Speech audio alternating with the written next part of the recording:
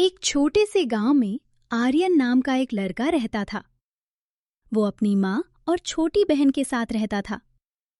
पूरे परिवार की जिम्मेदारी उसी के कंधों पर थी।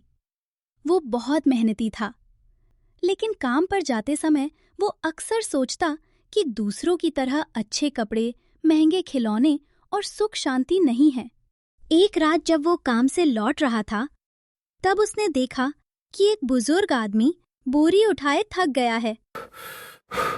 वो उसके पास गया और कहा, लाइए, मैं आपकी मदद कर देता हूँ। उसने बोरी उठाई और आगे बढ़ने लगा। आर्यन ने बूढ़े आदमी को उनके घर तक सुरक्षित छोड़ आया। बूढ़े आदमी ने आर्यन की नेकी से खुश होकर एक जादुई शंख भेंट किया और कहा, बेटा, ये शंख तुम्हें अमीर बना देगा।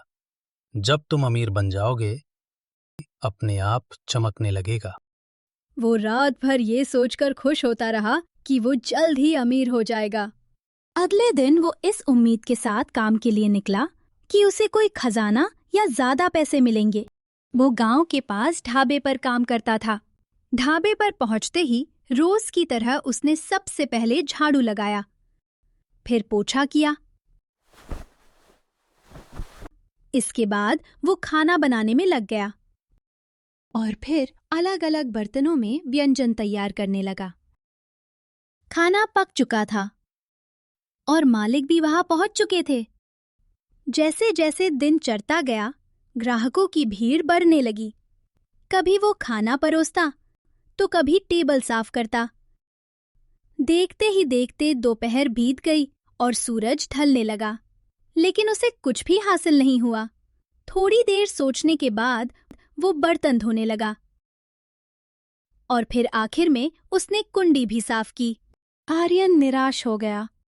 घर लौटते समय वो रास्ते में थोड़ी देर दुखी होकर बैठ गया और सोचने लगा कि शायद वो शंख जादुई नहीं था। जब उसे एहसास हुआ कि काफी देर हो गई है, तो वो बुझे मन से अपने घर की ओर चल पड़ा।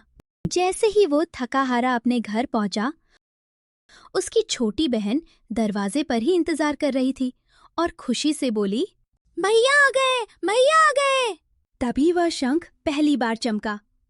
अंदर जाते ही उसने देखा कि उसकी माँ ने उसकी पसंद का खाना तैयार किया था और वो बोली, बेटा, इतनी देर क्यों लगा दी? हम कब से तुम्हारा इंतजार कर रहे थे खाना खाने के लिए। तभी वह शंख दूसरी बार भी चमक उठा। आर्यन की आंखों में आंसू आ गए।